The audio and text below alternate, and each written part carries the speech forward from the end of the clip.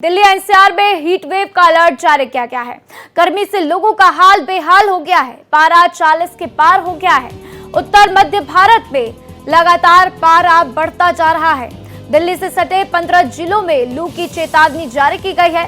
गाजियाबाद समेत कई जगहों पर हीट वेव का अलर्ट जारी किया गया है। तो देखिए, लगातार गर्मी से लोग परेशान हैं। तापमान में भारी बढ़ोतरी दर्ज की गई है और लोग इससे काफी परेशान हैं। लोगों को इससे राहत नहीं मिल रही है। और सोचिए, अभी अप्रैल का महीना है और ऐसे में ही पारा 40 के पार चला गया है, तो फिर मई और जून में क्या हालात होंगे। अब इसको लेकर मौसम विभाग ने हीट वेव का अलर्ट जारी कर दिया है। उत्तर भारत में गर्मी का प्रकोप दिखने लग गया है। तो अप्रैल में ही कई जगहों पर पारा 40 के पार।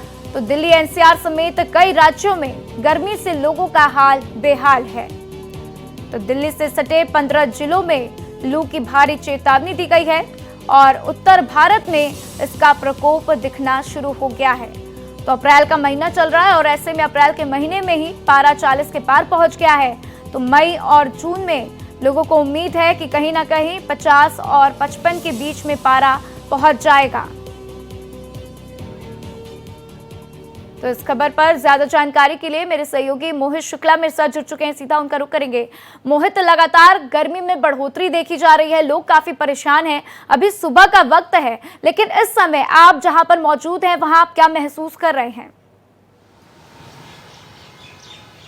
और देखिए राधा, आपको बताना चाहूंगा कि राजधानी दिल्ली में इस बार गर्मी बहुत तेज पड़ रही है। लगातार लू के थपेड़े चल रहे हैं और लगातार 3 दिनों तक यानी कि 8, 9 और 10 तारीख को हीट वेव का अलर्ट जारी किया गया है। और महज राजधानी दिल्ली ही नहीं, दिल्ली से सटा हुआ एनसीआर और आसपास के लगभग 15-20 जिलों में कमोवेश स्थिति यही है। मैं आपको बताना चाहूंगा कि जब कभी भी ऐसी स्थिति बनती है, जब टेम्परेचर 40 डिग्री से पार चला जाता है और हवा की रफ्तार बढ़ी होती है, तो उसे आमतौर पर हीट वेव घोषित कर दिया जाता है। और इस तरीके की स्थिति 2011 में बनी थी। उसके बाद एक बार फिर से 2022 में भी इसी तरीके की स्थिति बनी और एक बार फिर हम देख रहे हैं 2025 में भी हीट वेव की स्थिति बनी है। लोग लगातार परेशान हो रहे हैं। गर्मी लगातार लोगों को तड़पा रही है, तरसा रही है और यही वजह है लोग झुलस रहे हैं। घरों से निकलना मुश्किल हो गया है। लगातार हीट वेव का अलर्ट जारी है। लेकिन मैं आपको बताऊं कि 10 तारीख के बाद मौसम थोड़ा सा खुशनुमा हो सकता है। मौसम वैज्ञानिकों का यह कहना है, यह मानना है और वो उनका ये बताना है कि 10 तारीख के बाद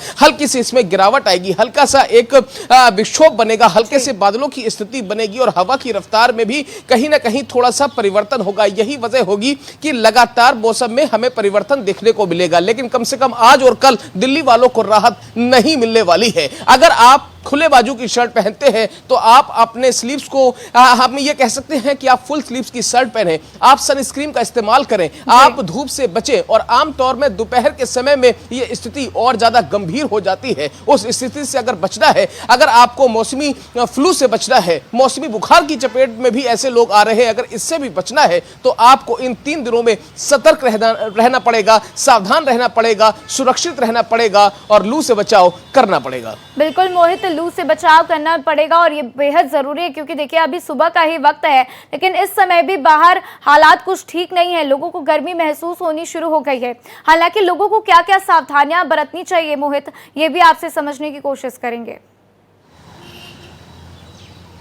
देखिए, ये सारी चीजों का जिक्र मैं पहले जवाब में कर चुका हूं, लेकिन एक बार फिर से मैं आपको बता देता हूं। सनस्क्रीन का इस्तेमाल करना पड़ेगा, हमें खुली बाजू की शर्ट से बचना पड़ेगा, यानी कि फुल स्क्रीन के हम कपड़े पहने। इसके अलावा धूप में निकलने पर आमतौर से बचें। और जो छोटे बच्चे हैं, उनका जो स्कूल का टाइम है, उस टाइम हमें खासतौर पर छतरी या फिर दूसरे चीजों का इस्तेमाल करना पड़ेगा। सबसे बड़ी बात है कि जो लगभग 12 बजे से लगाकर 3-4 बजे तक का समय होता है, वो कहीं ना कहीं इस तरीके के बच्चों को ज्यादा प्रभावित करता है। आमतौर पर छोटे बच्चे या फिर जो दूसरे कामों में लगे हुए मजदूर हैं, वो ज्यादा परेशान होते हैं। यही वजह है कि उनको थोड़ा सा रेस्ट भी इस दौरान लेना चाहिए। इसके अलावा हम ये देखते हैं कि नारियल पानी हो, दूसरी लिक्विड डाइट हो, उनको कहीं ना कहीं अपने भोजन में शामिल करना पड़ेगा। और अगर कर रहे हैं पहले से ही, तो उसमें थोड़ा सा इजाफा करना पड़ेगा। ये कई सारे ऐसी जरूरी चीजें हैं जिसका हमें ध्यान रखना पड़ेगा और कहीं ना कहीं मौसम से बचाव करना पड़ेगा। क्योंकि देखिए, ये महज 8, 9, 10 ये 3 दिनों की बात नहीं है। आमतौर में अगर लू